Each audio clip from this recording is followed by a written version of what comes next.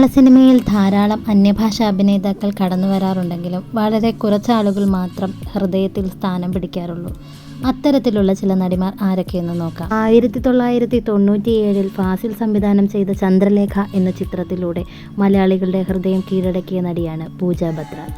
1998 ഫാസിലിൻ്റെ അടുത്ത ചിത്രമായ ഹരികൃഷ്ണൻസിലൂടെ ജൂഹി ചൗള മലയാളി പ്രേക്ഷകരുടെ പ്രിയങ്കരിയായി മാറി.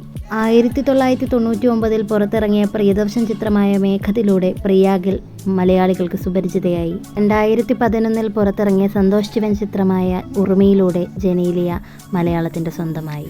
വിനീത് ശ്രീനിവാസൻ രചനയും സംവിധാനവും ചെയ്ത് 2012 പുറത്തിറങ്ങിയ തട്ടത്തിൻ മറയത്ത് എന്ന ചിത്രത്തിൽ ആയിഷ എന്ന കഥാപാത്രത്തെ അവതരിപ്പിച്ച ഇഷ തൽവാർ ഇന്നും ആരാധകർക്ക് പ്രിയങ്കരിയാണ്. സച്ചിയുടെ സംവിധാന മികവിൽ 2015 പുറത്തിറങ്ങിയ പ്രണയകാവ്യമായ അനാർക്കലിയിലെ നാദിറ എന്ന കഥാപാത്രം അവതരിപ്പിച്ച പ്രിയാൽ ഗോർ ഇന്നും പ്രേക്ഷകർക്ക് പ്രിയങ്കരിയാണ്.